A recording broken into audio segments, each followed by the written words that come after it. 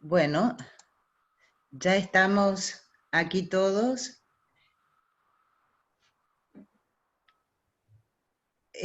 Saludo a quienes nos han deseado buenas tardes. Discúlpenme que estaba escribiendo esto mismo que ya escribió María Fernanda, de que si querían podían conectar el video. Para mí es un placer enorme presentar al doctor Claudio Kieper. Para aquellos que no me conocen, mi nombre es Marta del Rosario Matera y soy la secretaria del Instituto de Derecho Civil del Colegio de Abogados de San Isidro, y en ese carácter estoy haciendo esta presentación. Pero además tuve el placer de ser colega del doctor Kieper durante muchos años, así que lo conozco bien. Todos saben quién es. Todos hemos leído alguno de sus libros. Ahora recientemente ha sacado, bueno, pobre, se ha estropeado su magnífica presentación, que estaba muy organizada porque justo fue la cuarentena, así que hizo una presentación por internet. Pero no es la única obra que ha escrito, y nos pareció que frente a este tema que acababa de surgir, lo ideal era pedirle a él su opinión, porque verdaderamente es un placer escucharlo, es muy claro explicando. El doctor Kieper, además de ser autor de muchísimas obras, fue secretario de la Corte Suprema de Justicia de la Nación, continúa siendo juez de la Cámara Nacional de Apelaciones en lo civil, y es profesor titular por concurso en la Universidad de Buenos Aires y profesor en muchas universidades. Pero bueno, lo importante es escucharlo a él. Mi función va a ser ir tomando nota de las consultas que ustedes quieran hacer a lo largo de la exposición, y finalmente las que hagan en el chat, ¿no? Y finalmente se las voy a transmitir al doctor para que las responda. Sí contesto ya uno que acabo de ver, que sí se graba y luego se sube a YouTube en la página del colegio. Así que pueden quedarse tranquilos, que pueden escucharla nuevamente después con más tranquilidad. Claudio, cuando quieras, empezamos. Bueno, gracias y buenas tardes a todos. Agradezco mucho esta invitación, me siento muy a gusto de estar aquí con ustedes. No tan a gusto con usar este mecanismo de Zoom, que da bastante trabajo y me paso horas preparando para que todo salga más o menos bien y después igual me sale mal, pero esperemos que hoy no. Bueno, ustedes saben que hace décadas ya muchas personas decidieron por distintos motivos vivir fuera de la ciudad, vivir en los llamados clubes de campo, country.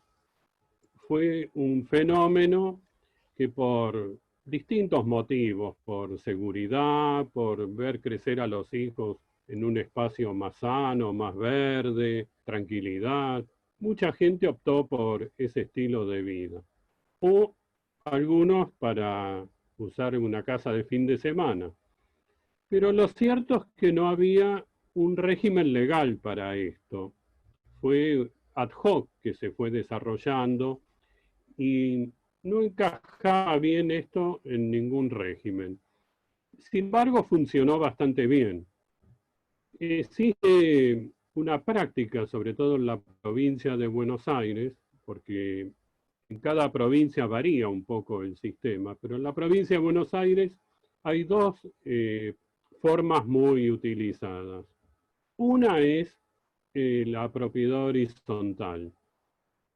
Muchos siempre pensaron que no era posible la propiedad horizontal porque la vieja ley 13.512 decía que el terreno donde se apoya el edificio es común, y en los clubes de campo el terreno donde cada uno tiene su casa sería común y eso sería un problema. Yo nunca vi ese problema porque yo creo que en propiedad horizontal en realidad somos propietarios de un cubo de aire Me refiero a un edificio, ¿no? Si ustedes piensan en un departamento, el techo, el piso, las paredes, todo eso es común. El cubo de aire que está encerrado es nuestro. Entonces pensé que no había ningún inconveniente en que la propiedad horizontal se aplicara a los clubes de campo. Y en la provincia de Buenos Aires muchos lo han hecho. Algunos criticaron eso, pero lo cierto es que también funcionó. Y otra modalidad muy difundida, quizás sea la mayoritaria, es que cada uno es propietario, es dueño de un lote, ¿no? Y hay una sociedad anónima que es propietaria de las partes recreativas, sociales, deportivas, y se dan convenios donde todos los propietarios de los lotes tienen el derecho a usar esas partes recreativas. En muchos casos son accionistas, tienen una acción de la sociedad anónima. En otros casos hay una servidumbre donde les permite a los titulares de los lotes poder usar estos espacios. La servidumbre, que como ustedes saben es un derecho real y como tal oponible erga omnes, le ha dado oponibilidad a este régimen y es una manera de poder publicitar derechos que en principio serían personales, no reales. Bueno, y sorprende el nuevo Código Civil, ¿no? Con este panorama que en realidad estaba funcionando. Siempre había dificultades, hay clubes de campo donde los adquirentes han pagado mucho dinero y no tienen casi nada, tienen solo un boleto de compraventa, y otros que están mucho mejor organizados. ¿Qué dice el código? Como ustedes ven, ahora se llaman conjuntos inmobiliarios, ¿no? Acá tengo que hacer una crítica porque el código en el título quinto del libro cuarto regula la propiedad horizontal. Después viene el título sexto, ustedes ven qué astuto estoy hoy, ¿no? Y en el título sexto tiene un título que se llama Conjuntos Inmobiliarios. Y tiene 3 capítulos. Y ahí están los conjuntos inmobiliarios en el capítulo 1, después tiempo compartido y después los cementerios privados. Estos 3 forman parte del género conjuntos inmobiliarios. Pero es curioso porque el tiempo compartido puede recaer sobre cosas muebles también. Se puede tener tiempo compartido sobre un barco. Y conjuntos inmobiliarios, ¿qué quiere decir? Inmobiliario es de inmueble, tiene que haber un inmueble. Y en el tiempo compartido puede no haber un inmueble. Así que es muy llamativo que estén dentro del mismo título los conjuntos inmobiliarios propiamente dichos con el tiempo compartido. Y los cementerios privados, la verdad, no se parecen mucho tampoco a un club de campo. Otra particularidad es que hay un artículo, como todos saben, que enumera a los derechos reales, el famoso numerus clausus, ¿no? Y todos están en singular, el dominio, el condominio, propiedad horizontal, hipoteca, prenda, servidumbre, etc. Pero este está en plural, se llama conjuntos inmobiliarios. Es el único derecho real que está en plural. ¿Por qué? Bueno, la explicación es que abarca muchas posibilidades.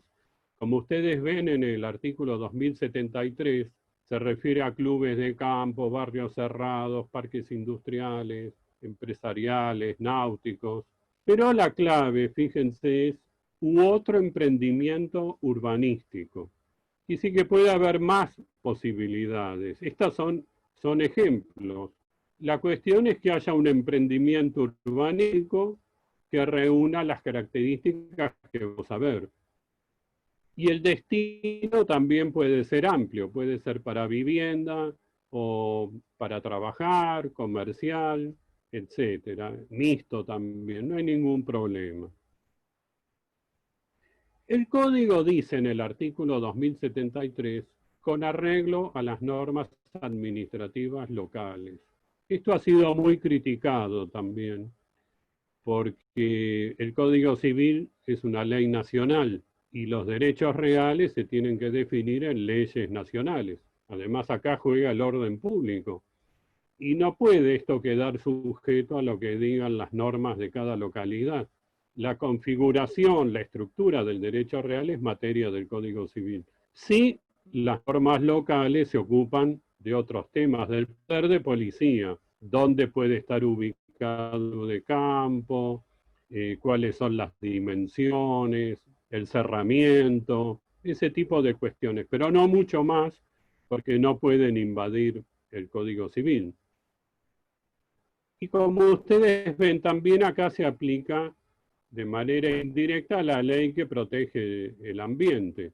Cuando las normas locales tengan en cuenta la autorización para un club de campo, verán también o deben velar para que esto sea para un ambiente sano, evitar la contaminación, etcétera. Todo esto se hace a las normas locales.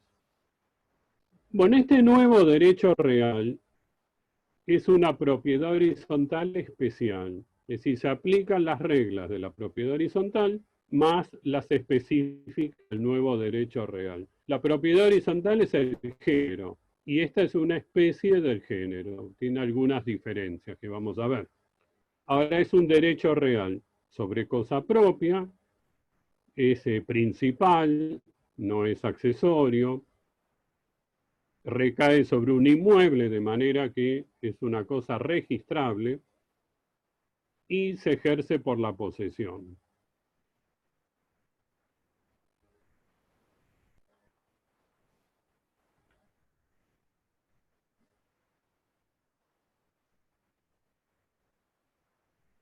Hay distintas maneras de adquirir este derecho real.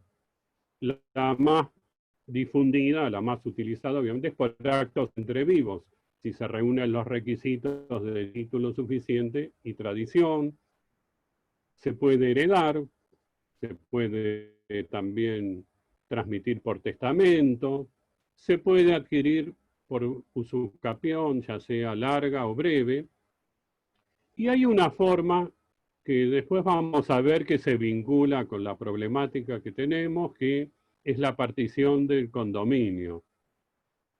Para hacerlo simple, después vamos a ver qué pasa en los clubes de campo, pero han visto que a veces hay una casa de 3 plantas, por ejemplo, que pertenece a 3 personas distintas.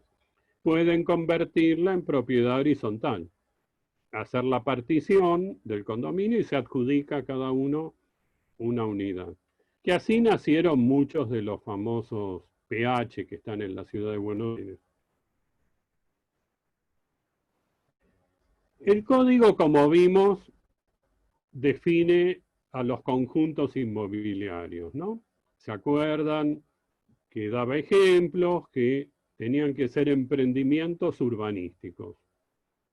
Es curioso porque el urbanismo se pensaba para las ciudades, pero ahora el urbanismo es mucho más amplio. Abarca también las zonas rurales, las zonas suburbanas. Se ocupa mucho el urbanismo del ordenamiento territorial. Y el código nos dice qué características tiene que reunir el conjunto inmobiliario que ahora es una especie de propiedad horizontal, ¿no? Como ustedes ven, tiene que haber un área limitada, cerrada. Partes privativas son lo que llamamos unidades funcionales, los lotes, donde cada uno después tendrá su casa. Partes comunes. Las partes comunes, que en muchos clubes de campo pertenecen a sociedades anónimas, en el derecho de propiedad horizontal van a pertenecer a los titulares de las unidades funcionales. Tiene que haber un reglamento de propiedad horizontal. Estas partes comunes están sometidas a una indivisión forzosa, no se puede pedir la partición. El destino es muy amplio. El código lo menciona, régimen disciplinario. Yo creo que no es obligatorio que exista, aunque en la mayoría de los conjuntos, ya sea anteriores o nuevos, existe, ¿no? Hay que pagar expensas, hay que contribuir con los gastos, como en cualquier inmueble sujeto a propiedad horizontal. Me han consultado a veces, hay gente que compra un lote, ¿no? Y se tiene que construir la casa. Y mientras no la construye, no utiliza el lote. Y me preguntan, ¿tengo que pagar expensas igual? Y yo entiendo que sí. Primero porque ya el objeto del derecho real es la unidad funcional, que en este caso es el lote, que no necesariamente tiene que estar con una construcción, puede estar vacío. Salvo que el reglamento expresamente libere algún lote del pago de las expensas. Además, si no, sería anárquico, porque algunos demorarían la construcción para no pagar expensas, los que tienen su casa ya construida protestarían porque ellos sí pagan y los otros no. Para evitar todas estas discusiones, entiendo que en principio, si el reglamento no dice otra cosa, todos tienen que pagar. Tiene que haber una entidad con personalidad jurídica, y esa entidad es el consorcio. La doctrina desde hace muchos años sostiene que el consorcio es una persona jurídica distinta de los titulares del derecho real. Tiene capacidad, tiene domicilio, adquiere derechos y obligaciones. Y sobre todo, y esto lo prevé el nuevo código, el consorcio tiene un patrimonio. Es decir, es un atributo de la persona tener un patrimonio. Y el consorcio también lo tiene. En principio, el patrimonio es el fondo de reserva, el dinero que está en el banco, los intereses que devenga ese dinero. Pero vamos a ver después, y el código cuando trata los conjuntos inmobiliarios lo dice expresamente y termina con una discusión, el consorcio puede ser titular de unidades también. Supongamos que alguien no paga las expensas y se remata el departamento. Podría el consorcio adquirir la unidad en el remate. No sería una parte común de los propietarios, sino de esta entidad distinta que es el consorcio. Bueno, tiene que haber interdependencia entre las partes privativas y comunes, es decir, que son inseparables. Esto es típico de la propiedad horizontal. Si yo vendo mi departamento, vendo mi cuota del ascensor, mi cuota de las partes comunes. No puedo vender una cosa y quedarme con la otra. Hace muchos años, en un expediente, una jueza embargó un ascensor. Ustedes imaginan, se mata un ascensor, vamos todos a remate, alguien compra el ascensor en la subasta, se lo lleva. Eso no se puede hacer, obviamente lo revocamos. La jueza se enojó un poco, pero creo que después se le pasó. El código, cuando trata el tiempo compartido y los cementerios privados, dice que hay una relación de consumo. Pero cuando trata los conjuntos inmobiliarios no lo dice. De todos modos, yo creo que sí puede haberla. Si alguien, un emprendedor, está desarrollando un club de campo y ofrece en venta las unidades y nosotros adquirimos, somos consumidores, aunque le den la forma de fideicomiso o la que quieran, hay una relación de consumo y creo que nos permite invocar todas las normas que protegen al consumidor.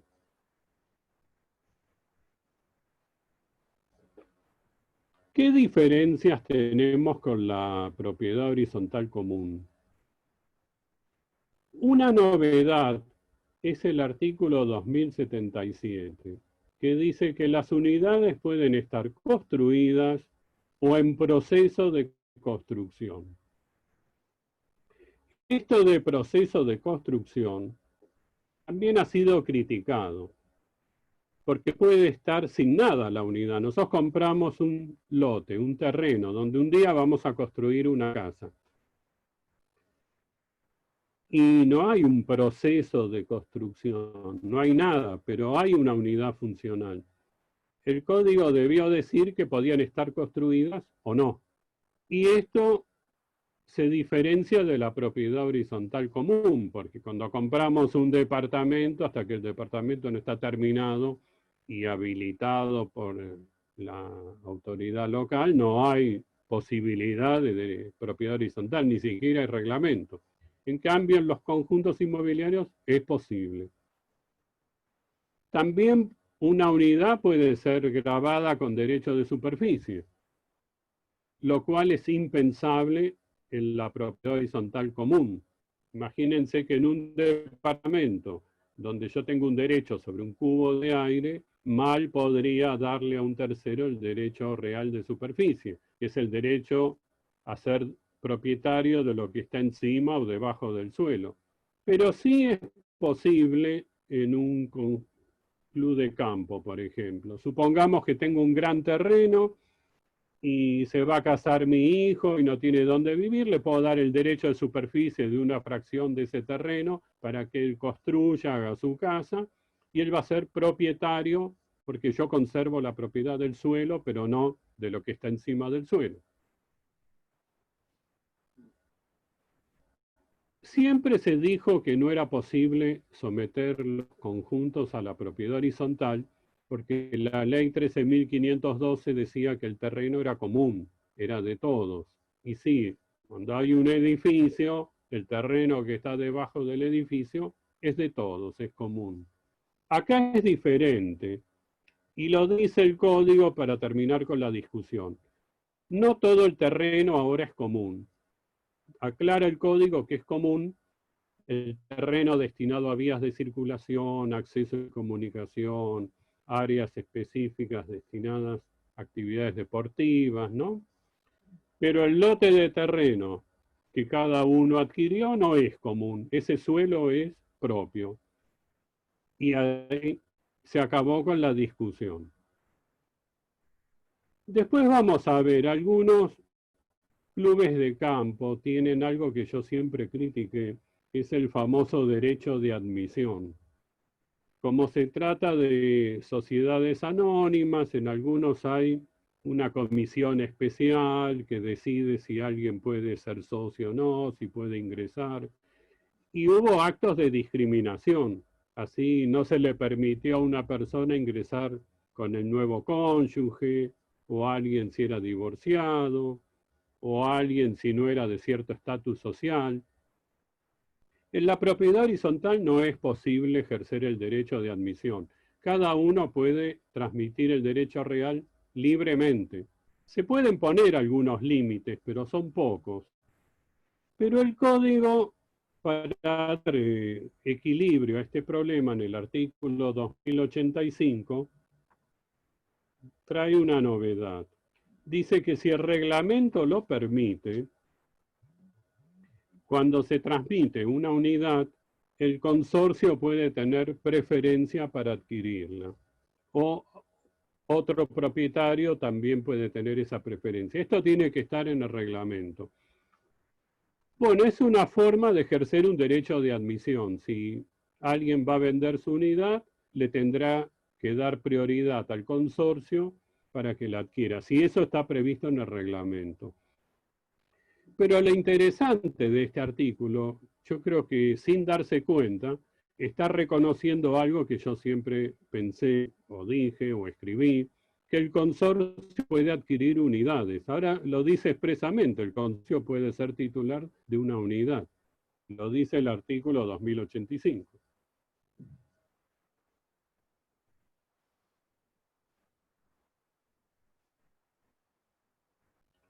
Prevé también el código que puede haber servidumbres.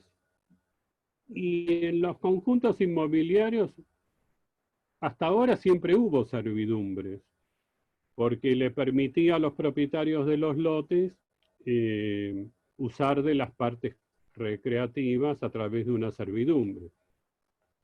Ahora el código permite, dice que puede haber servidumbres de los conjuntos inmobiliarios entre sí.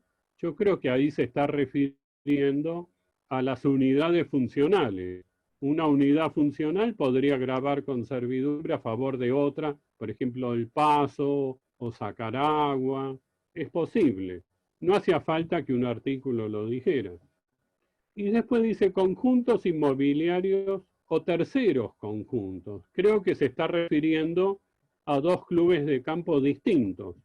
A lo mejor podría haber una servidumbre para que un conjunto le permita al vecino usar la pileta, la cancha de fútbol o alguna otra actividad. Esto queda librado un poco la autonomía de la voluntad. Ahora dice, estas decisiones conforman modificación de reglamento y deben decidirse con la mayoría propia de tal reforma, según la prevé el reglamento. Bueno, esto está mal. Si se va a gravar con servidumbre el conjunto inmobiliario a favor de otro, se modifique o no reglamento, tiene que haber unanimidad, tienen que estar todos de acuerdo, si no, no se puede. Es como si quieren hipotecar todo el club de campo, tienen que estar todos de acuerdo. Así que esto de que la mayoría la fije el reglamento es un error.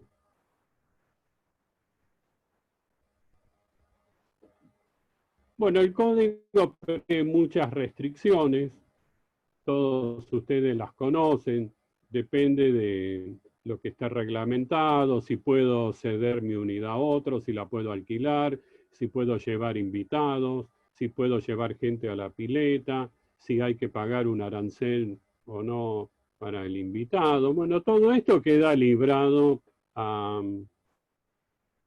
lo que disponga cada reglamento, y no voy a detener mucho en esto, todos lo conocen. Cuando nos ponen una multa por llevar más invitados de los permitidos, nos da mucho fastidio, pero son cosas que están ocurriendo, no son graves. Sí hemos resuelto en más de un caso que cuando hay una sanción, se puede siempre acudir a la justicia.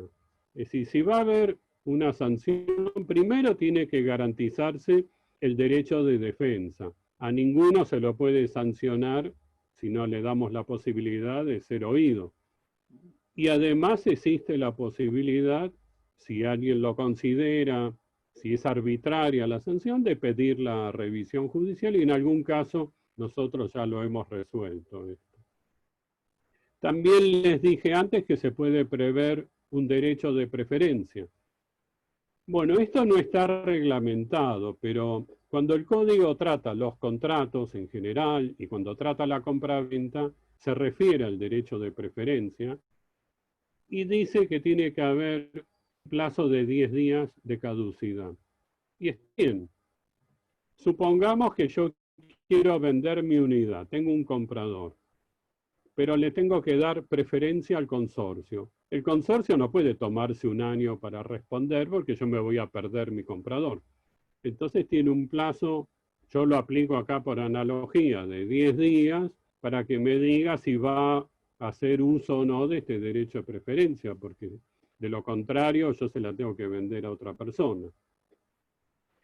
Se discutió en las jornadas de derecho civil, ¿qué pasa cuando se viola el derecho de preferencia? A ver, está previsto el derecho de preferencia a favor del consorcio, pero igual yo no lo respeto y le vendo mi unidad a Juan Pérez. ¿En qué situación está Juan Pérez? Ahí no nos pusimos de acuerdo. En mi opinión, Juan Pérez no puede ser adquirente de buena fe, porque el reglamento está inscrito en el registro de la propiedad.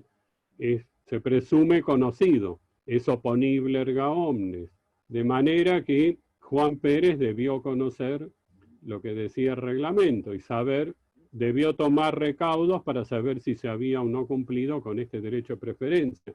De modo que el consorcio podría atacar esa venta que yo hice violando el reglamento. Pero es mi opinión, no todos pensaron igual, ¿eh?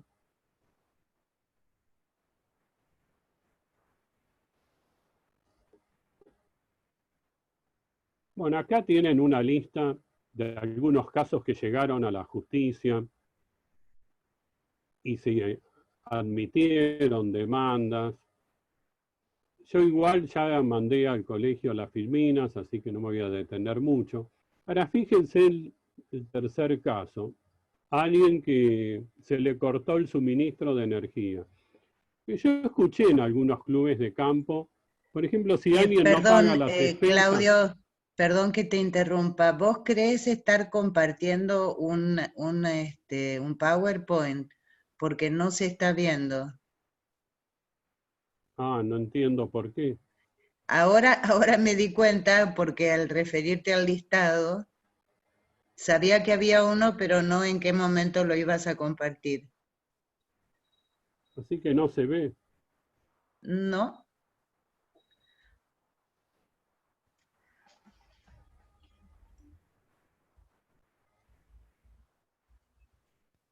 No sé qué decir. no importa. En cualquier caso, se envió al área académica, de modo que lo pueden ver luego, pero si te vas a referir a algún caso en particular, hace alguna mención acerca de qué es de cuál estás hablando, para que puedan Y tomar antes se nota. veía, ¿no? Sí, antes se veía. No sé qué pasó. Bueno. No importa, sigamos. No, les decía que en algunos clubes de campo se hace justicia por mano propia. Si alguno no paga las expensas o tiene una conducta indebida, toman algunas represalias, como no permitirle la entrada. Hay un caso de una persona, no se le permitió entrar por la puerta principal, sino por una puerta lateral, de manera que tenía que ir a la ruta y era un poco riesgoso, o en algún caso no se le permite a alguien que construya. Todo esto no puede ser admitido. Ahora se ve, tampoco.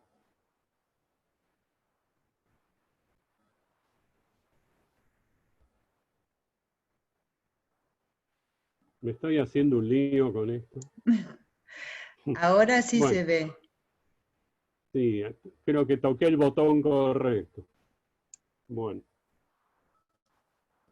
de todos modos, todo esto yo lo envié.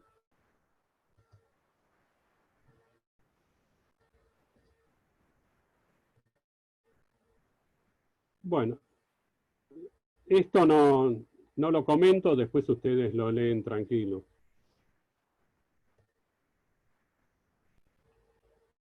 Y ahora viene el tema del que todos quieren hablar. Ven el artículo 2075, ¿no? Bueno, está claro que los nuevos conjuntos inmobiliarios se tienen que someter al régimen de propiedad horizontal. De esto no hay ninguna duda, ¿no? El problema está con los que ya existen, porque la segunda parte del artículo 2075 del Código dice que los conjuntos inmobiliarios preexistentes que se hubiesen establecido como derechos personales o donde coexistan derechos reales y derechos personales, se deben adecuar a las previsiones normativas que regulan este derecho real. Yo les aclaro que a diferencia de muchos autores, yo no veo tan mal esto. Sé que tiene muchos problemas, ahora vamos a ir viendo, pero no está tan mal, porque hay muchas personas que han gastado mucho dinero y tienen un derecho inestable, un derecho personal, que no es oponible erga omnes. El derecho real tiene muchas ventajas. ¿Cuáles son los que se tienen que adecuar? Ahí dice, donde coexistan derechos reales y derechos personales. El caso típico es cuando son propietarios de los lotes y la parte común pertenece a una sociedad anónima y ahí hay un derecho personal que les permite usar de esta parte común. Este es el caso típico. Ahora puede haber otros supuestos. Puede haber titulares de lotes que tengan el dominio y que tengan el condominio de las comunes. Creo que también se tienen que adecuar, aunque no haya derechos personales, sino todos derechos reales. No creo que se tengan que adecuar especialmente los que ya estaban como propiedad horizontal. Es como pasa en la ciudad de Buenos Aires, los edificios que ya estaban afectados a propiedad horizontal no necesitan otra vez adecuarse.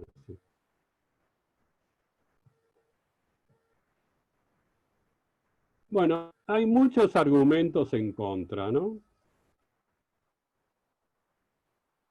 Se dice, en primer lugar, que es inconstitucional este artículo 2075 porque afecta derechos adquiridos, porque el artículo 17 de la Constitución protege el derecho de propiedad y que si alguien adquirió un derecho con determinado régimen, no puede una ley posterior alterar este régimen. También se dice que las leyes no pueden tener efecto retroactivo. Yo creo que el argumento más importante es el segundo, y es el costo. Es posible que esto sea muy costoso, porque hay que hacer planos con agrimensores, hay que hacer de nuevo el reglamento, hay que hacer los títulos otra vez, con las adjudicaciones, y esto sí, pero quizás le podamos encontrar la solución. Se dice que la sociedad anónima perdería los bienes y que dónde irían a parar estos bienes, lo cual también es un problema. Se dice, y es verdad, que el catastro no está adecuado para esto. No hay todavía un régimen en el catastro que permita la adecuación de los planos. Hay una orden de servicio de registro de la propiedad inmueble de la provincia, la 45-2015, que dice que es imposible la adecuación.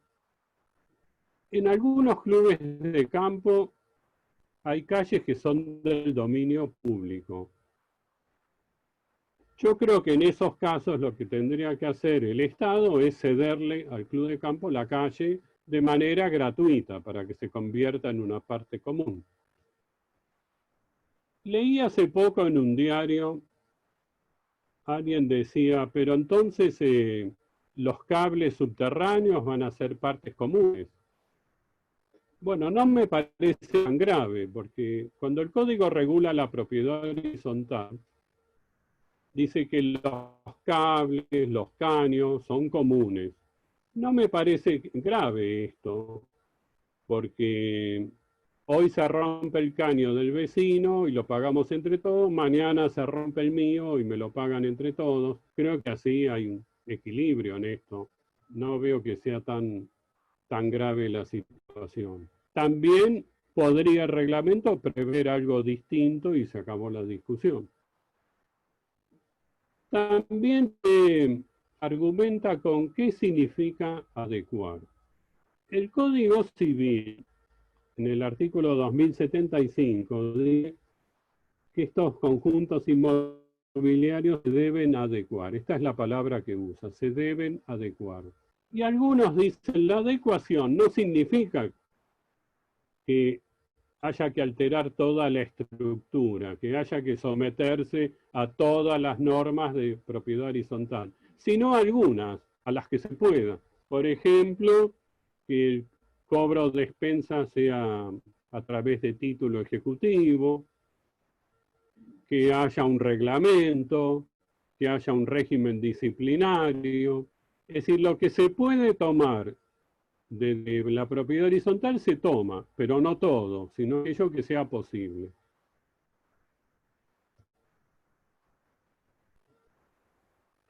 Yo siempre estuve a favor de que esto se organice como propiedad horizontal, porque veo muchas ventajas. Es un derecho real sobre cosa propia, es perpetuo, mucho más amplio, más seguro que un derecho personal. Fíjense que los derechos reales son oponibles erga omnes, están inscritos en el registro. tienen el ius preferendi y el ius persequendi, que es característico. Es un derecho mucho más fuerte, el derecho real. El reglamento así tendría publicidad. En cambio, de otra forma, los reglamentos no son públicos, sino que son internos y no tienen oponibilidad. Se configura, como vimos, un consorcio, con todo lo que eso implica, donde yo voy a ser de alguna manera parte del consorcio. Cuando hay una sociedad que es propietaria de partes comunes, la sociedad puede quebrar, puede tener problemas de insolvencia que nos afecte, desaparecería el derecho de admisión, tendríamos mayor participación en las decisiones a través de asambleas, se puede reclamar expensas a través del juicio ejecutivo, cuestión que hoy está discutida. En la justicia comercial se han iniciado algunas demandas ejecutivas por el cobro de expensas y algunas salas de la Cámara Comercial no admitieron el juicio ejecutivo por entender que no había propiedad horizontal y que el crédito por expensas para ser reclamado por esta vía tiene que haber una propiedad horizontal que además le da privilegio a ese crédito. En general los créditos no gozan de privilegio, pero sí el de expensas. En algunos clubes de campo el reglamento dice que se va a utilizar la vía ejecutiva, pero algunos jueces interpretan que no se puede crear un título ejecutivo a través de un reglamento, sino que el título ejecutivo solo puede ser creado por la ley. Yo les cuento las opiniones, ¿no? De haber propiedad horizontal puede haber un consejo de propietarios que vigile, controle al administrador. Hay mayor seguridad jurídica. Si queremos tener un crédito bancario, por ejemplo, tenemos un derecho que nos da más respaldo. El objeto es mucho más amplio, porque en el sistema tradicional yo soy dueño de un lote. En cambio acá sería dueño de la unidad funcional más una cuota sobre las partes comunes que hoy pertenecen a una sociedad anónima. Como les dije, puede haber una relación de consumo. Hay alguna contradicción, porque hay autoras como Mariani de Gal que están en contra de la adaptación, pero también dice que hay una relación de consumo. Yo comparto esto último, pero no puede haber una relación de consumo entre accionistas de una sociedad anónima. La relación de consumo se da en otro tipo de situación. Supongamos que vamos a adecuar un club de campo al régimen actual. Estos serían los pasos que habría que seguir. Habría que hacer, como ustedes ven, creo que están leyendo, un plano de mensura, es decir, todos los lotes que hoy existen se tendrían que unificar en un gran terreno y eso estaría reflejado en un nuevo plano. Habría un condominio entre todos sobre este nuevo terreno. Ese plano se va a inscribir en catastro y será aprobado por la municipalidad cuando corresponda y finalmente va a llegar al registro de la propiedad inmueble. Habrá que redactar un reglamento y cuando ya tenemos todo esto listo, se divide. ¿Se acuerdan que yo les hablé al principio de la partición del condominio como un modo especial de adquirir la propiedad horizontal? Son modos condóminos de los lotes y de las partes comunes, de la cancha de fútbol, de la piscina, del clubhouse, etc. Y hacemos la partición del condominio. Cada uno se adjudica una unidad y va a tener un porcentaje fijado en el reglamento sobre las partes comunes, que ya no son más de la sociedad anónima, sino de cada uno de los propietarios. Y la sociedad anónima tendrá que desaparecer, obviamente, ¿no?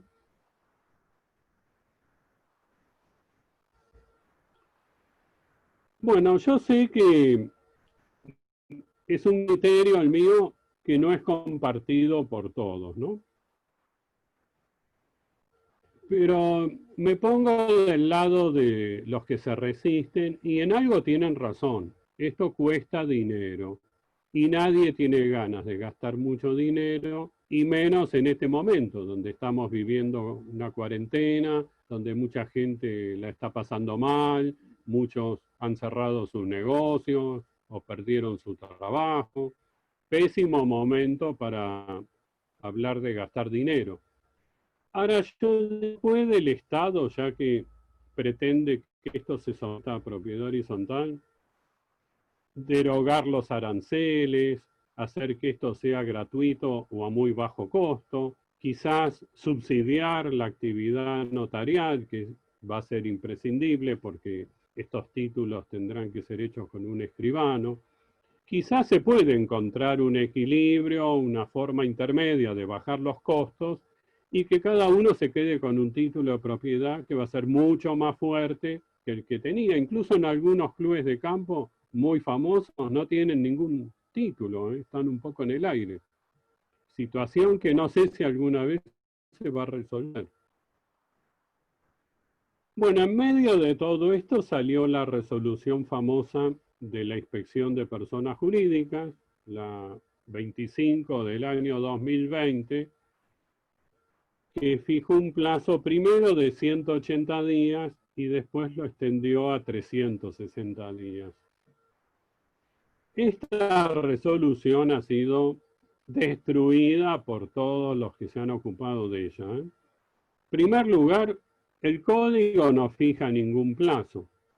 Tampoco el código prevé sanciones por el incumplimiento. No tiene ninguna competencia la Inspección de Personas Jurídicas para reglamentar el Código Civil. Es algo obvio que eso es inconstitucional. No puede. Vimos al principio, esto se rige por una ley nacional y resulta que una mera resolución de un organismo reglamenta cuestiones que están en el Código Civil. Esto la excede notoriamente. Yo creo que nada tiene que ser hecho a la fuerza.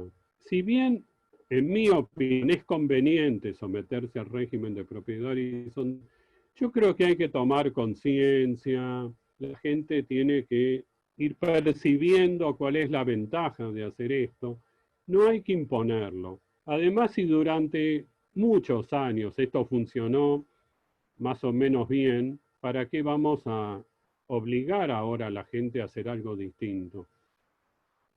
También sorprende que esta resolución se haya dictado cuando estamos en cuarentena. Pésimo momento eligió la Inspección de Personas Jurídicas para dictar esta resolución. No podemos salir, no podemos ir mucho más lejos. Quienes tienen clubes de campo y están en la ciudad de Buenos Aires, parece que no los dejan entrar al club de campo, cuestión que yo no comparto, pero bueno, esto está ocurriendo también. He visto cámaras de televisión criticando a un señor que quería entrar a su casa en un club de campo porque está violando la cuarentena y aparece un juez federal y lo acusa de muchos delitos. No, con eso no estoy de acuerdo. La Inspección de Personas Jurídicas registra a las sociedades que tienen domicilio social en la ciudad de Buenos Aires. Los conjuntos inmobiliarios no están en la ciudad de Buenos Aires, de modo que hay otra incongruencia acá. La resolución de la inspección se refiere a sociedades y otras asociaciones. No abarca otros casos, como por ejemplo puede ser una cooperativa. No está previsto. En muchos clubes de campo, ustedes saben, funciona una cooperativa. Puede ocurrir que algunos propietarios no estén de acuerdo con esta decisión e inicien acciones judiciales. También es llamativo que la resolución de la inspección castiga a la persona jurídica, a la sociedad anónima, a los miembros del directorio, por ejemplo. Pero esta decisión de convertir el club de campo no depende de la sociedad anónima, sino de los dueños de los lotes. De modo que mal debería sancionar a quienes no pueden tomar la decisión, o pueden tomar una parte de la decisión, pero no toda. También hoy vemos que hay otro problema, la propiedad está devaluada. Hace tiempo que estamos viviendo crisis económica y ahora la cuarentena ha empeorado todo esto. Y esta resolución puede hacer que pierda valor una unidad, porque si queremos vender nuestra casa y el que la va a comprar no sabe si tiene que adaptarse o no a lo que dice la inspección de personas jurídicas, y qué consecuencias puede tener el incumplimiento, es posible que se vea desalentado a adquirir la unidad.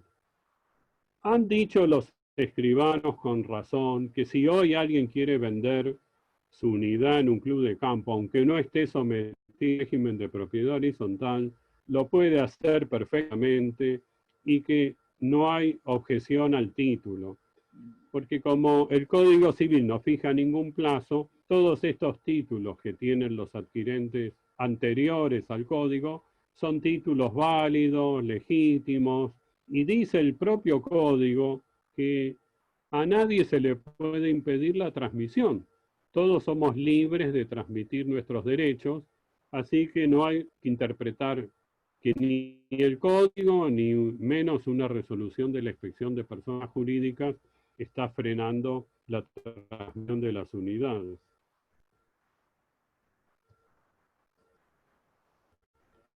¿Y qué pasa hoy que vivimos en cuarentena? Ustedes vieron que este artículo segundo del decreto 260 dice que a partir de las 0 horas del día 20 de marzo, las personas deben permanecer en sus residencias habituales o en la residencia en que se encuentren a las 0 horas. Y no se pueden desplazar.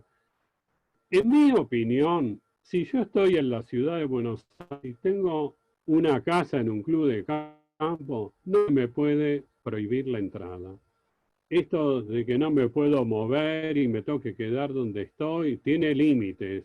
No se me puede impedir a mí ingresar a mi propia casa. Creo que eso sería inconstitucional. Tiene que haber un motivo muy grave, y si bien el motivo es grave, tiene que haber razonabilidad. Si yo entro a mi casa y no salgo y cumplo con la cuarentena, no implico riesgo para nadie, con lo cual no veo motivo para impedirme usar, gozar y disponer de mi propiedad, como dice la Constitución y como dice el Código.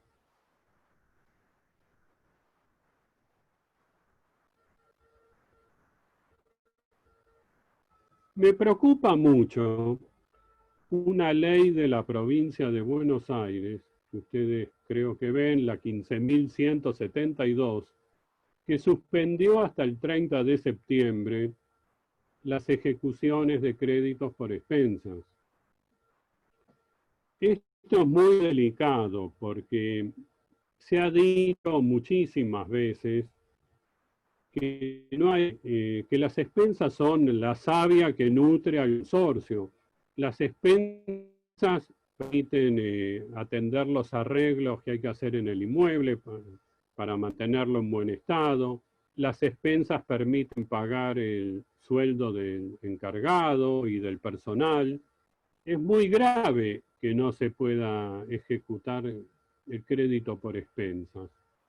Tampoco creo que una ley provincial pueda tener ese alcance. Creo que es inconstitucional, porque esto solo puede surgir de una ley nacional. Ni siquiera el decreto de necesidad y urgencia fue tan lejos. Se ha prohibido para ciertos casos los desalojos, pero no la ejecución de expensas. Porque si nadie paga las expensas, yo digo, ¿quién le va a pagar el sueldo al encargado? ¿Cómo se va a arreglar el caño cuando está inundando un edificio? Es una cuestión muy delicada, ¿no? Requiere de mucha explicación.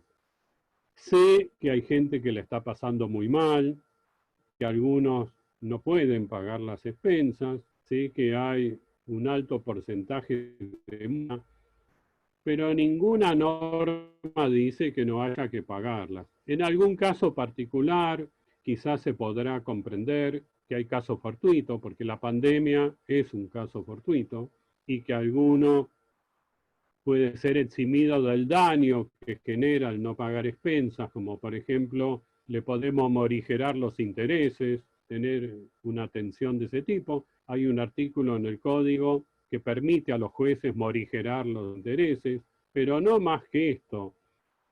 Que esto es una invitación a que no se paguen expensas y las consecuencias pueden ser nefastas, ¿no? También en la reunión de ayer me preguntaban si se pueden hacer asambleas. Yo entiendo que no hay ningún inconveniente en que se haga una asamblea virtual a través de un método similar al que estamos utilizando acá. Sí hay que tomar ciertos recaudos, ¿no? Y sobre todo que todos sean notificados, que todos sean convocados a esa asamblea por medio fehaciente. No se puede distribuir papel. Los administradores de consorcios tienen prohibido el reparto de papel, justamente para evitar contactos personales y contagios, pero se puede citar a la gente a través del correo electrónico, del WhatsApp o algún otro mecanismo, y si todos pueden ser convocados y tienen la posibilidad de ser oídos, creo que perfectamente se puede hacer una asamblea virtual. Incluso las sociedades lo hacen y lo tienen permitido, porque si no estaría todo paralizado. Y después nadie podría impugnar, porque esto se graba. Así que si se hace una votación y se graba y se toma nota de lo que se votó, incluso puede intervenir un escribano también de manera virtual, dando fe de lo que él está presenciando. No veo inconveniente.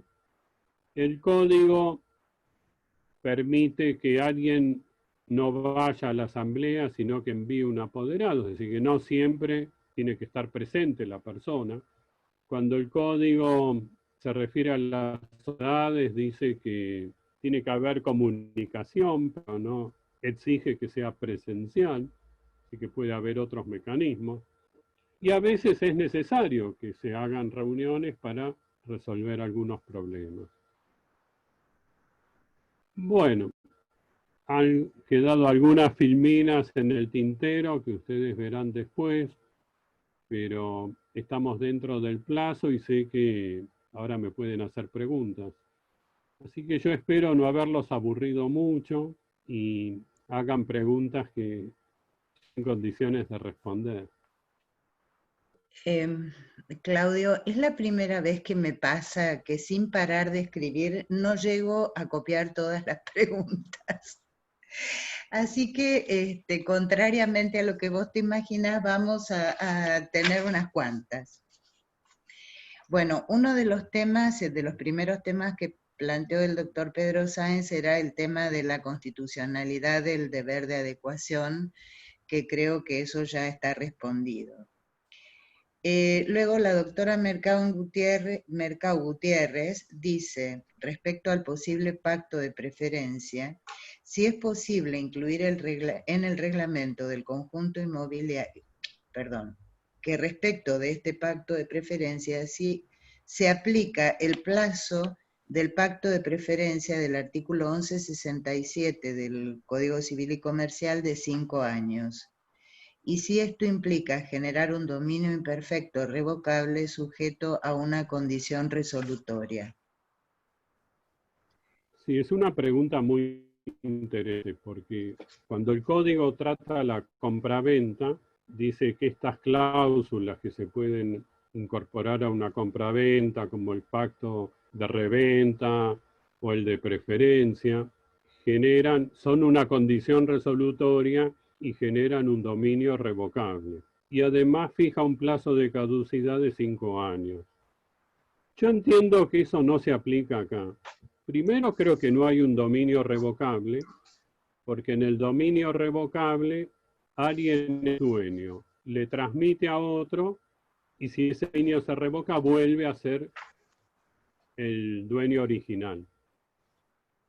Acá no hay una cosa que vuelve a un anterior dueño. Cuando hay derecho de preferencia, si yo vendo, la cosa no vuelve al dueño anterior, sino que va a pasar al consorcio o a otro consorcista. Así que es diferente. Con lo cual interpreto que no se aplica ni el plazo de 5 años, ni tampoco el de 10 que prevé el código para el dominio revocable. Porque el código, cuando trata de dominio revocable, dice que las condiciones resolutorias no pueden durar más de 10 años. Acá creo que no se aplica, y además sería absurdo aplicarlo, porque supongamos que yo soy titular de una casa en un club de campo y la quiero vender dentro de 10 años, y el consorcio ya no podría ejercer el derecho de preferencia porque le caducó a los 5 o a los 10. Y esto está pensado para durar mucho tiempo. No se están vendiendo las casas todos los días, sino que a veces después de muchos años. Otra pregunta en relación al derecho de preferencia. Si este derecho podría incluir alguna limitante relacionada con el precio de venta de la unidad. Si podría estipularse por reglamento alguna forma de tasación o evaluación de las unidades ya predeterminada. La pregunta y el comentario es de la doctora María José González Mella, que dice: imagino que en caso contrario una forma de sortear el derecho de preferencia del consorcio podría ser fijar un precio de venta inicial alto y transcurrido el plazo de 10 días bajarlo. Sí, en principio yo creo que rige la autonomía de la voluntad y que estos pactos, si son razonables, si no hay abuso de ninguna de las partes, son válidos. Es un poco delicado fijar un monto porque vemos que el precio de los inmuebles varía. Hay épocas que el precio en dólares es más alto, después baja, esto depende del mercado, de otras situaciones, y es difícil. Vivimos en la Argentina estar atado a un valor por mucho tiempo es complicado. En otros países debe ser sencillo, pero acá es un poco difícil. Efectivamente así es, todo es un problema. Lamentablemente. Continúo. La doctora Mariana Echeverría comenta que en algunos barrios cerrados se están penalizando en forma recaudatoria por cuestiones ajenas a lo permitido por el Código Civil y Comercial, muy menores y arbitrarias, e imponen impedimentos para la defensa. Las multas son de aplicación automática sin defensa posible hasta la asamblea anual, por ejemplo. Y la pregunta es, ¿qué opinión te merece este tema? Sí, como yo dije antes, cada multa puede ser impugnada ante la justicia. Obviamente no podemos llevar todo a la justicia porque tampoco el juez forma parte del consorcio, ni tiene por qué estar metiéndose en la vida interna de cada comunidad. Pero cuando hay arbitrariedad, justamente para eso están los jueces. Y en más de un caso han intervenido los jueces y han admitido demandas, dejando sin efecto sanciones porque las consideraron abusivas o irrazonables. Otra pregunta. Si el propietario de una unidad funcional puede constituir una servidumbre en beneficio de las restantes unidades funcionales, y si al respecto se requiere aprobación por reglamento, y en ese caso, ¿con qué mayoría? Bueno, eso dice, digo, pero yo entiendo que no hace falta la conformidad de los demás. Si hay dos lotes, uno al lado del otro, y uno quiere favorecer al vecino con una servidumbre, no hace falta que participen los demás, ya que no están afectados. Sí tienen que participar todos cuando la servidumbre afecta a todo el conjunto, por ejemplo, a favor de un inmueble vecino. Le permitimos al vecino que pase por nuestro conjunto inmobiliario, que use nuestra cancha de fútbol. Ese tipo de cosas sí entiendo que se necesita la unanimidad. Aun cuando no sea necesario reformar el reglamento, sí la unanimidad. Bueno, continuamos. La doctora María Gabriela Cornide plantea el caso de un conjunto inmobiliario que se compone de propiedad horizontal y asociación civil. Se liquidan las expensas de manera proporcional a la parte de vivienda, que es lo que sería propiedad horizontal, y por familia para la parte deportiva, que es la que sería, de la que sería titular la asociación.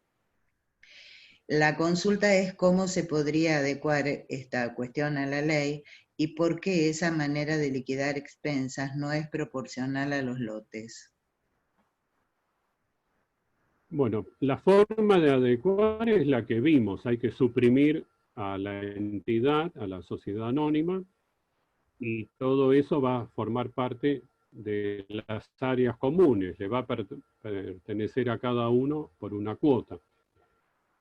Hoy liquidan así las expensas porque cada uno cuando adquirió su derecho o cuando fue admitido en esta sociedad firmó cláusulas que le impusieron, que no las pudo discutir.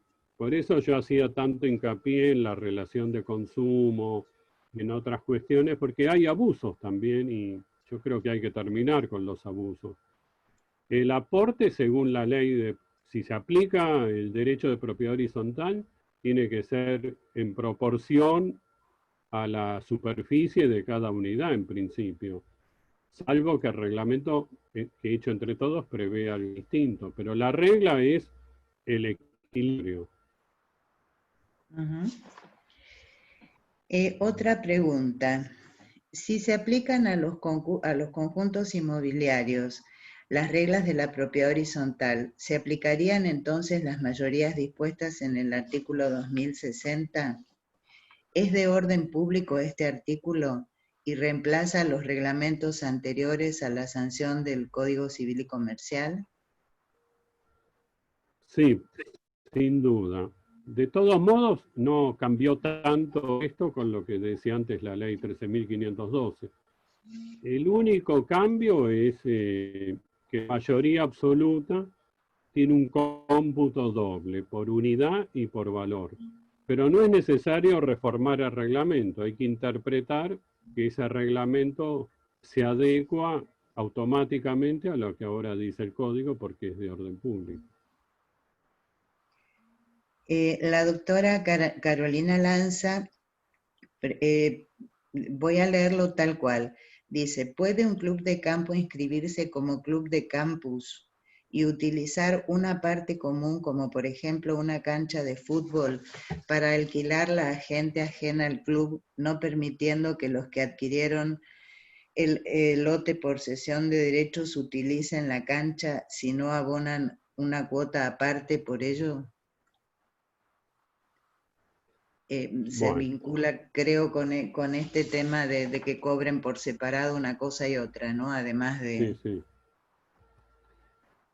A veces en propiedad horizontal se puede prever, tiene que estar previsto en el reglamento, que el que usa la cancha de tenis pague un arancel. Vieron que en los edificios hay un Zoom, un lugar para reuniones, y el que lo usa paga algo, porque además lo ensucia, hay que limpiarlo. Eso parece razonable, si está previsto en el reglamento. Lo que no me parece razonable es que tengan preferencia los extraños a los propios propietarios.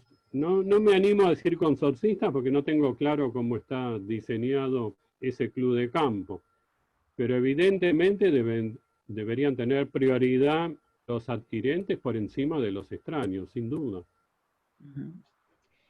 Como ven, muchos problemas en cada uno de los clubes de campo. Oh, sí.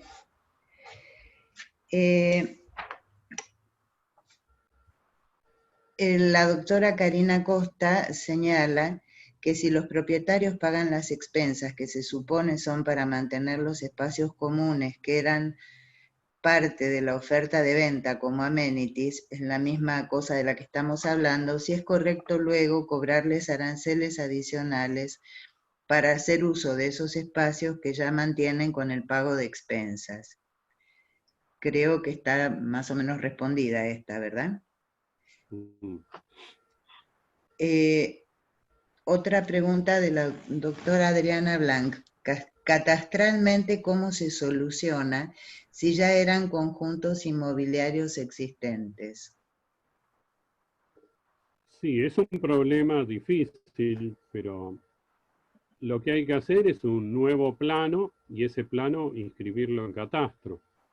A mí hay cosas que me superan, yo no soy agrimensor, pero creo que básicamente eso es lo que hay que hacer. Y el único inconveniente serio que yo le veo a esto es el costo. Por eso digo que si el Estado procura alguna manera de reducir el costo, creo que a la larga es conveniente. El doctor Carlos Cofiño dice que qué alcance debe darse al término adecuar y si el cambio es estructural, ¿qué mayorías lo deciden? Sí, este es un tema también controvertido. Si es estructural, yo no creo que haga falta una mayoría, porque la decisión la tomó el código. El código imperativamente dice deben adecuarse. Así que creo que uno solo podría exigirlo y si los demás no quieren, existe el riesgo de que uno solo lleve la cuestión a la justicia y al final los obligue a todos. Porque de lo que se trata es de cumplir con la ley y eso ya no depende de una mayoría. Sé que la mía no es una opinión mayoritaria en este punto, pero yo les digo lo que pienso. Luego, otra pregunta. Si el dominio ya estaba dividido, ¿hay que unificarlo para poder adecuarlo, otorgar el reglamento de propiedad horizontal y volver a adjudicar los dominios? Creo que esto ya fue Sí. respondido a lo largo de la exposición. Bueno, hay una pregunta del doctor Diego Póvolo. ¿Por qué el Estado regalaría el dominio de calles públicas? Más que pregunta es afirmación. Dice, entiendo que debería haber una contraprestación. A lo cual dentro del mismo chat le contestaron, no las regala, los barrios la compraron en algunos casos. Bueno, en un caso concreto que está dividido en propiedad horizontal, sin embargo, hay una calle pública, esto es mío, no es de las preguntas, hay una calle pública que se supone que la atraviesa de lado a lado este inmueble. Y es un tema, bueno, corresponde a la Municipalidad de Bransen, y es un tema que cada vez que quieren conseguir algo del consorcio amenazan con abrir la calle. Esta situación, pregunto, ¿cómo pudo haberse planteado, cómo se pudo haber aprobado un derecho de propiedad horizontal, que en este caso ya era propiedad horizontal, con una calle pública en el medio, siendo un lugar cerrado? Sí, imagino que es una especie de servidumbre administrativa. Ahora, ¿la calle pública se usa? ¿Pasa el público por esa No, calle no, es la o calle de solo tiene... ingreso, es Campos de Roca concretamente. Sí, Es la calle de ingreso una vez que se transpone la garita de seguridad. Es la avenida principal y no, del lugar. La bueno, provincia para de Buenos, adecuarse a lo que... Sí, sí, la para provincia de Buenos adecuarse a lo que Aires ha dice el aprobado código. cosas raras, sí.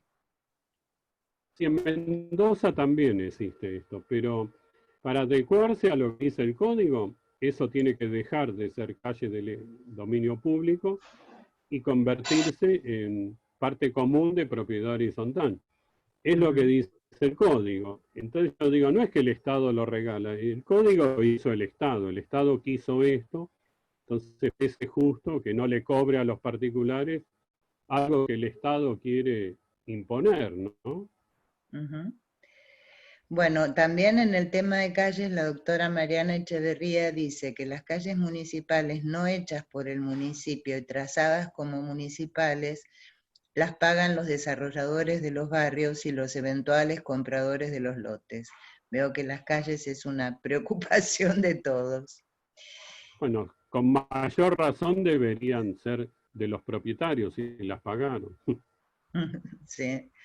Bueno, el doctor Damián Foglino nos dice, que cómo se efectivizaría la adecuación del artículo 2075 en el caso de una sociedad anónima dueña de las partes comunes. ¿Cómo se configuraría el consorcio en este caso? Me parece que fue respondida, pero no sé si habría que hacer alguna aclaración más. Bueno, la sociedad anónima tiene que disolverse y todos esos terrenos deben pasar a ser parte común de cada uno de los titulares. Para lo cual, como dije, hay que hacer un gran plano nuevo con todo y después va a estar reflejado en el reglamento y la sociedad anónima va a desaparecer. Uh-huh. La doctora Cornide pregunta si se podría constituir una servidumbre desde la sociedad a favor de la propiedad horizontal y así liquidar expensas proporcionales de acuerdo a la ley de propiedad horizontal. Entiendo que se refiere No, a que la pero sociedad es la titular y que la sociedad constituya una servidumbre a favor de la propiedad horizontal. Pero si hay propiedad horizontal, no tiene que haber servidumbre para usar lo que es mío. No puede haber servidumbre sobre cosa propia, la servidumbre es sobre cosa ajena. Si algo ya es mío, porque tengo una cuota, no tiene sentido la servidumbre, tiene que desaparecer la sociedad y la servidumbre. Y las expensas se pagarán entre todos en proporción a la cuota de cada uno. Uh-huh. El doctor Tucio plantea que cuando hay lotes con, perdón, lo estoy perdiendo, se me corrió porque ahora ya no llegué a copiarlo acá.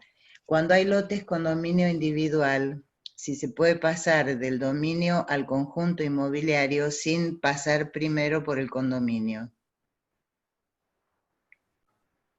Sí, hay otras maneras. A mí se me ocurre otra que es un fideicomiso. Todos los titulares de lotes le ceden a un fideicomiso, a un fiduciario, sus lotes. También la sociedad anónima le cede todo al fiduciario. Después el fiduciario adjudica a cada uno. Es otra forma. Habrá que estudiar eso, yo no sé cuál es la forma más barata o más sencilla de hacerlo. Sí creo que tarde o temprano precisan del agrimensor, del escribano y también un abogado va a tener que estudiar algunos temas. Yo sé que hay algunos propietarios que están muertos y no han hecho la sucesión, hay embargos, es complejo esto, hay clubes de campo con 500 personas, con muy diferentes, es complicado, pero no es imposible. Y como les digo, a lo mejor tarde o temprano van a tener un derecho mejor que el que tenían antes. Por eso yo no creo que sea inconstitucional. Algo es inconstitucional cuando me quita. Acá me da más de lo que tenía, me fortalece. Hay dos preguntas aquí vinculadas con el tema de la unanimidad. Una es si para la adecuación se requiere la conformidad de todos los propietarios, del doctor De Loca, y otro que en la misma cosa, digamos, ¿qué pasaría si no se aprueba de modo unánime esa adecuación?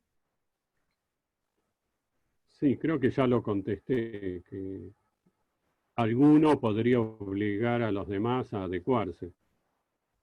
Así se pronunciaron las Jornadas de Derecho Civil de La Plata de 2017. Otra pregunta es si viola la libertad de asociación el hecho de imponer a los propietarios la necesidad de estar asociados para hacer uso de las partes comunes, cuando esto fue canalizado a través de una asociación civil. Este es uno de los temas que se resolvería con el paso a propiedad horizontal. Lo que pasa que quienes aceptaron el sistema no es ilegal, que alguien tenga que asociarse y ser admitido en una asociación para poder disfrutar de partes comunes. Lo que vi que hay casos de abuso, donde alguien si es morocho no se le permite, o si está divorciado, esas cosas llegaron a la justicia y la justicia las resolvió. Pero no es ilegal, por eso es conveniente que desaparezca, en mi opinión, este régimen y si vayamos a una propiedad horizontal donde somos más libres nosotros, y no otro que nos impone las decisiones. La doctora Blanc plantea qué pasa si en el largo camino del trámite de adecuación alguno de los condóminos resulta inhibido. Y según su opinión, todo vulnera el derecho de propiedad, además del mayor costo. Este sería otro tema, ¿no? La posibilidad no solo de que haya muertos, sino también de que haya personas, por ejemplo, inhibidas. Sí, sí. Y habría que pensar en pedirle al juez que levante la inhibición al solo efecto de la conversión o otra medida cautelar en sustitución de la que dispuso. Sé que es complejo esto, no es fácil, pero hay opciones también. Uh-huh. El doctor Tucio pregunta, ¿qué estatus tienen las normas locales que regulan los barrios cerrados y clubes de campo dictadas antes de la vigencia del nuevo código y en concreto si siguen vigentes? Sí, por ahora todo sigue vigente. Claro que si alguna norma local se da de patadas con el nuevo código, o cae en desuso, o podrá algún día ser impugnada, o sería conveniente que el Estado la reforme, ¿no? Uh-huh. El doctor Juan Manuel Fabi pregunta, ¿quién es el legitimado activo y cuáles serían los requisitos para reclamar expensas mientras no se encuentre constituido el conjunto inmobiliario? Y hay que ver qué dice el contrato que él suscribió, pero generalmente el directorio de la sociedad anónima es el que está legitimado para el cobro. Seguramente han designado un administrador que se ocupa de esto. Uh-huh. Bueno, luego hay unos cuantos comentarios acerca de lo que los participantes han sufrido como abusos durante este aislamiento, que por ejemplo no le han anulado la tarjeta de ingreso a la propiedad, en tanto que sí pudieron ingresar jardineros, empleadas domésticas, fumigadores y demás. En algunos casos no dejaron usar el internet del house para trabajar a los que viven ahí, pero sí dejan que vaya una mujer los fines de semana. Esto ha sido un problema. Yo creo que fue una decisión del gobierno de la provincia de Buenos Aires, esto de impedir el acceso, de hecho yo misma lo estoy padeciendo, de impedir el acceso y fue, digamos, una disposición del gobierno de la provincia. Luego cada uno hizo lo que quiso. El doctor Mastronardi nos dice, ¿no hubiera sido más criterioso respetar los sistemas geodésicos regularmente constituidos con anterioridad al 1 de agosto de 2015? Reconocer el derecho real de dominio sobre el lote y la acción de las sociedades anónimas oportunamente reconocidos por las jurisdicciones locales, provinciales y nacionales, y modificar el artículo 524 del Código Procesal, reconociéndoles la vía ejecutiva a los gastos de conservación, reparación y mantenimiento de la cosa común de las sociedades anónimas de la misma forma que ocurrió históricamente con la ley 13512, que no la contemplaba y luego se incorporó la ejecutividad al Código Procesal. Son criterios. Es difícil hablar de que hubiera sido mejor, porque hoy yo hablo de lo que tenemos, de lo que pasó. Pero a mí, como les dije, me gusta más la propiedad horizontal. Creo que, lo dije ya varias veces, nos da un derecho mejor, nos da más participación, nos permite hacer valer nuestro derecho internamente, pero son criterios. La forma ha funcionado y aunque veo que hay muchas quejas, pero ha funcionado también. hay abusos que hay que tratar de remediar, veo que muchos no están conformes. Es una cuestión de criterio. Ahora, con un sistema o con otro, en ningún caso el abuso está justificado, ¿no? Ujú. Bueno, todavía no he terminado de leer y ya tengo 50 mensajes nuevos. Voy a Téngame tratar. piedad. Sí, a mí también que me tengan piedad. Bueno, un tema que plantea la doctora Costa es que en una asamblea en un barrio en la provincia de Buenos Aires, pero con sede legal en la capital, impidieron el ingreso de un escribano porque el directorio no estuvo de acuerdo. La pregunta es si en una asamblea virtual se podría impedir que el escribano acompañe a un socio para certificar. Y no, es un disparate. ¿Cómo le van a prohibir a alguien ser acompañado por un escribano? Tiene todo el derecho del mundo. Sí, ya fue un disparate lo Pero que yo he hicieron, ¿no? visto también, Ujú. sí, sí, he Bueno, visto reuniones donde prohíben entrar a la pileta. Una vez vi una discusión de 3 horas. ¿Qué pasaba con una familia que tenía muchos hijos y tenía derecho a que todos los hijos fueran a la pileta al mismo tiempo o no? 3 horas discutiendo eso. A veces también hay que usar el sentido común, poner buena voluntad. Veo discusiones increíbles y a veces discuten quién puede ir a la pileta y la pileta está vacía, no va nadie, pero discuten horas para saber quién la puede usar. ujú. Pero bueno, somos a veces las personas también. Eh, bueno, otra pregunta es, ¿cuál sería el modo fehaciente de convocatoria a una asamblea virtual? Algo mencionaste sobre este tema de cómo convocar. La pregunta es, ¿cuál sería el modo fehaciente? Depende del reglamento. Si el reglamento ya prevé que hay una página web, que cada uno tiene una clave para ingresar y notificarse, es más fácil. Si no está previsto, como en muchos casos, y está el correo electrónico o el WhatsApp y la buena fe. Según el código, todos estos medios son principios de prueba por escrito, no son instrumentos públicos, no se puede dar fe pública, pero son principios de prueba. Si alguien después quiere impugnar, tendrá que probar lo contrario. Ujú. El doctor Isturiz dice que ha trascendido que en la Inspección General de Justicia no van a inscribir resoluciones hasta que se inicie la adecuación. ¿Qué pasaría entonces en ese caso si la IGJ niega el traspaso del domicilio social del emprendimiento a la provincia de Buenos Aires? La Dirección de Personas Jurídicas de la provincia de Buenos Aires. Muchos ven que la dirección de provincia no ha resuelto nada, con lo cual no habría obligación.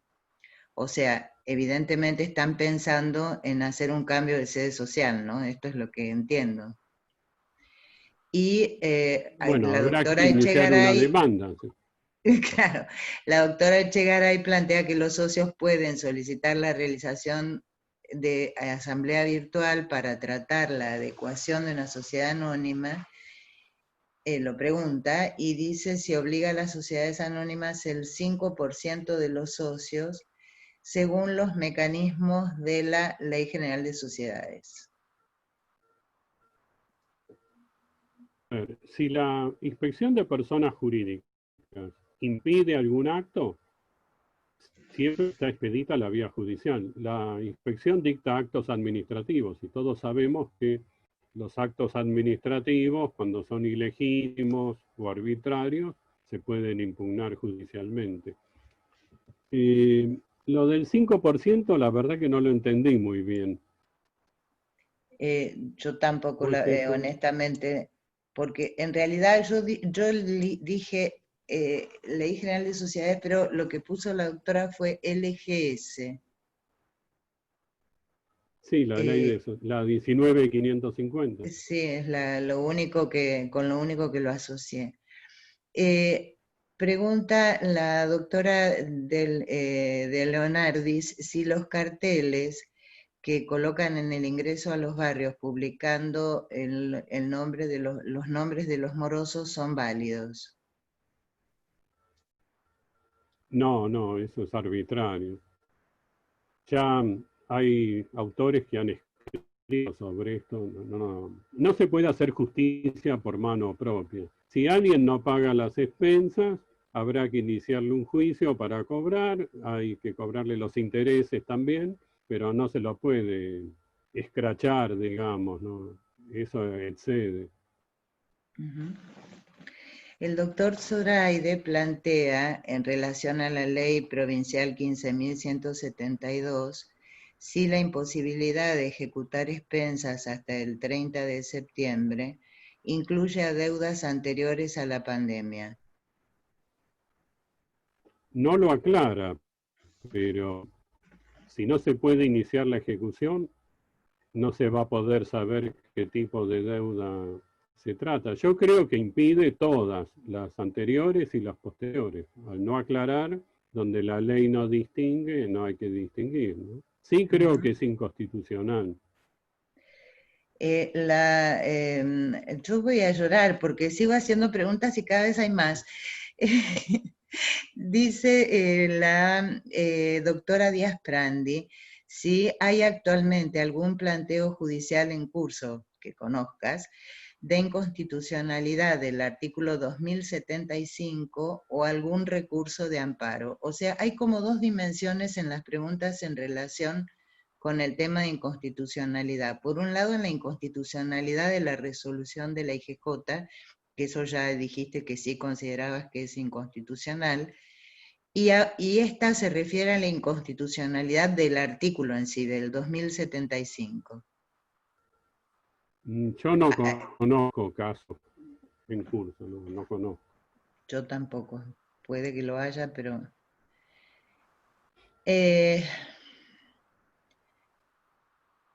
bueno, voy a tratar de ir abreviando porque aquí también hay algunas observaciones, no son todas preguntas o comentarios entre los participantes.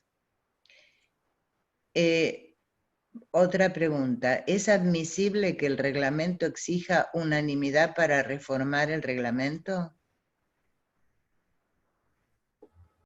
Y puede ser abusivo eso, porque generalmente el reglamento redacta el que construye. Estoy pensando en un edificio, pero vamos a trasladarlo a un club de campo, es lo mismo. Hay un emprendedor, un desarrollador, que él hace el reglamento. Si pone para todo la unanimidad, seguramente está reservando algunas ventajas que nunca se las vamos a poder quitar. Así que eso también sería impugnable ante la justicia. Hay un artículo en el Código Civil, creo que es el artículo 10, ¿no?, que habla del abuso del derecho. Siempre que haya abuso, existe la posibilidad de impugnar. El doctor Cerábolo pregunta si estás de acuerdo con la postura que se tomó en las jornadas de Derecho Civil de La Plata de 2017, cuando se llegó a la conclusión mayoritaria de que la adecuación debía entenderse como operativa o funcional, siendo de cumplimiento imposible la adecuación operativa. No todos los miembros de la comisión opinaron así. No, Yo no estoy de dice, acuerdo, dijo conclusión mayoritaria, así que evidentemente hubo una minoría y creo que vos mencionaste que no estabas de acuerdo. Sí. Yo creo que la adecuación es difícil, es costosa, pero que es posible, que no es imposible. Creo que a la larga es beneficiosa y creo que no es inconstitucional. Aclara después el doctor Cerábolo que se refería a la adecuación estructural como de cumplimiento imposible. Bueno, hay muchos Yo creo que es agradecimientos. posible.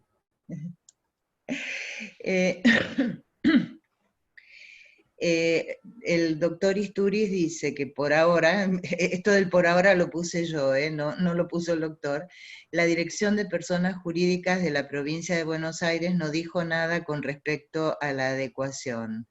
Entonces, si esto debe interpretarse como que las sociedades que están inscritas en provincia y no en capital no tienen un plazo para esta adecuación. Sí, tal cual, no hay plazo y como dije antes, yo creo que esto tiene que generar conciencia, la gente lo tiene masticando, comprendiendo y de alguna manera esto se tiene que hacer voluntariamente, ¿no? No creo que esté bien hacerlo por la fuerza. Bueno, yo creo que ya no podemos... Ay, bueno, acá hay una aclaración de este 5% de la doctora Echegaray, que Ah, yo sí. quizá había leído mal la pregunta. Dice que respecto al 5% de los socios, se refiere a si se podría convocar a asambleas para tratar este tema de la adecuación conforme los mecanismos del artículo 236 de la Ley de Sociedades. Eh, que Sí, permitiría, sí. digamos, que este porcentaje de socios pida una asamblea. Bueno, el tema está previsto también en el régimen de propiedad horizontal. No me acuerdo bien el número de artículo. Ah, sí, el 2058, inciso B. Dice que puede pedirse una asamblea cuando lo haga más del 5% de los propietarios. Si no hay una adecuación estructural, pero al menos funcional, como dicen algunos, esto se puede aplicar perfectamente. Si hay un 5% que quiere la asamblea, tiene derecho a pedirla, sin necesidad de ir a la ley de sociedades. Pero la solución va a ser la misma de las dos formas. Bueno, te transmito el agradecimiento de todos. La verdad es que hay muchísimos elogios. Contesto que la grabación que nos está preguntando la doctora Lugones, la grabación la sube el colegio a YouTube, así que ustedes lo van a poder ver seguramente en pocos días. Claudio, una vez más, muchas gracias por toda tu generosidad y tu espíritu de colaboración con el Instituto de Derecho Civil de San Isidro.